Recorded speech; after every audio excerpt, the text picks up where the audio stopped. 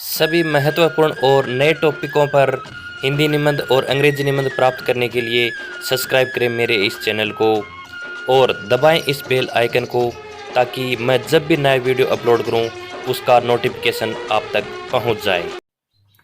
Hello बच्चों, आज हम निबंध करने जा रहे हैं सबसे बड़ा योद्धा माँ। माँ को सबसे बड़ा योद्धा माना गया है, तो माँ टॉपिक पर हम आज निबंध करने जा रहे हैं। प्रस्तावना। माँ हमारा लालन पालन करने के साथ ही हमारे जीवन में मार्गदर्शक और शिक्षक की भी भूमिका निभाती है। यानी हमें पथ प्रदर्शक यानी रास्ता दिखाने वाली और शिक्षक की भूमिका भी कौन निभाती है? माँ। हम हमारे जीवन में जो भी आरंभिक ज्ञान तथा शिक्षाएं पाते हैं वो हमें हमारे माँ द्वारा ही दी जाती है। यानी जो हमारे बचपन में शुरुआत में जो शिक्षा पाते हैं वो कहाँ से पाते हैं? अपनी माँ से।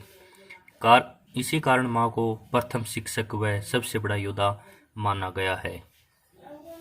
हमारे जीवन में प्रेरणा का महत्व है कि हमारे जीवन में प्रेरणा का क्या महत्व है, प्रेरणा क्या चीज़ होती है वो जानेंगे।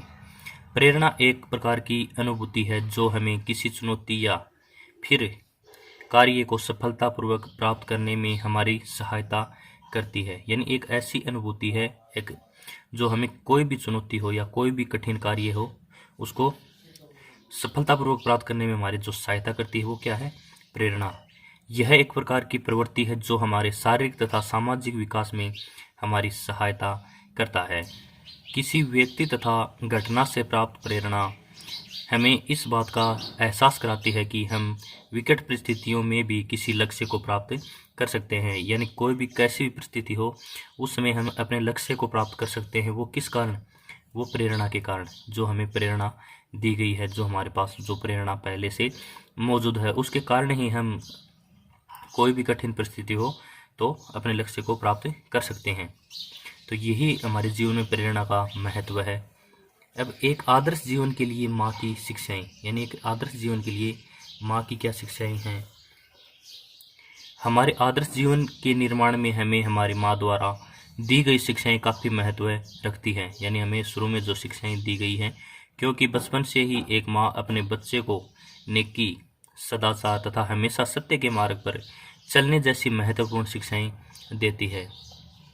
यानी जो हर माँ है वो अपने बेटे को नेकी पर चलने, सदाचार और हमेशा सत्य बोलने की ही शिक्षा देती हैं। जब भी हम अपने जीवन में अपना रास्ता भटक जाते हैं तो हमारी माँ सदैव हमें सद्मार्ग पर लाने का प्रयास करती है। यानी एक हमारी माँ ही ऐसी है जो हमें सद्मार्ग का रास्ता वापस दिखाती है और सद्मार्ग पर लाती है।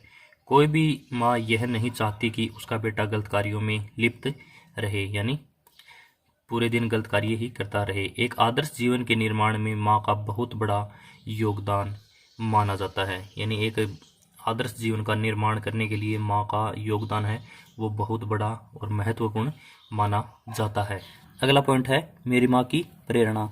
हर एक व्यक्ति के जीवन में कोई ना कोई प्रेरणा स्रोत अवश्य होता है और उसी से वह अपना जीवन के लक्ष्यों को प्राप्त करने तथा अपने जीवन में आगे बढ़ने की प्रेरणा ग्रहण करता है। यानी हर एक व्यक्ति के जीवन में एक ऐसा व्यक्ति जरूर आता है जिससे प्रेरित होकर वह सद्मार्ग और अपनी उन्नति का रास्ता चुन लेता है।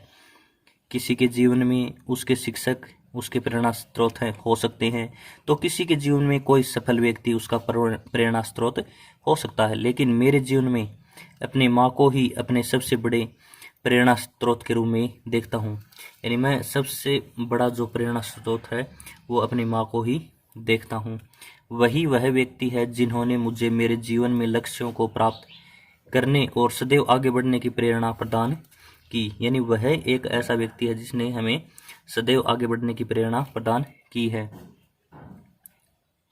मेरी माँ मेरा प्रेरणा स्रोत इसलिए भी है क्योंकि ज़्यादातर लोग कार्य करते हैं कि उन्हें प्रसिद्धि प्राप्त हो और वह समाज में नाम कमा सके, लेकिन मेरी माँ यह काफ़ी नहीं सोचती, कभी नहीं सोचती कि वह तो बस अपने बच्चों को उनके जीवन में सफल बनाना चाहती है। यानी मेरी माँ ऐसी नहीं है कि वह अपने बच्चों को सफल बनाना चाहती है। इसका मतलब ये हो गया कि उसको जो भी व्यक्ति मिले उस सभी को वह एक ही शिक्षा देती है कि सत्कर्म करो, नेकी और सदाचार के रास्ते पर चलो।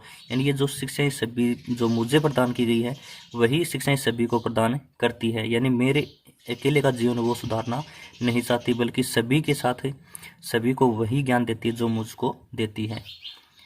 यही कारण है कि मैं अपनी माँ को पृथ्वी पर ईश्वर का रूप मानता हूँ। यानी यही एक ऐसा कारण है जिसके कारण मैं अपनी माँ को पृथ्वी पर ईश्वर का रूप मानता हूँ। हम हमारे जीवन में कितने ही शिक्षित तथा उपाधि धारक क्यों ना हो जाएं, लेकिन अपने जीवन में जो चीज़ें हमने अपनी माँ से सीखी हैं वह हमें दूसरा कोई और नहीं सिखा सकती है। यही कारण है कि माँ मेरी सबसे अच्छी शिक्षक है, क्योंकि उन्होंने मुझे सिर्फ प्रारंभिक शिक्षा ही नहीं बल्कि मुझे जीवन जीना भी सिखाया है। यानी मेरी माँ एक बहुत ही अच्छी शिक्षक है मेरे लिए, क्योंकि उसने मुझे सिर्फ शुरुआती शिक्षा ही नहीं दी है बल्कि क्या दिया है, जीवन जीने का जो तरीका है वो भी सिखाया है। अपनी माँ का हमेशा ध्यान देना, उनके चेहरे पे सदा मुस्कान देना। तो बच्चों को कैसा लगा निबंध कमेंट बॉक्स में ज़रूर बताएं और अपने दोस्तों के साथ ज़रूर शेयर करें।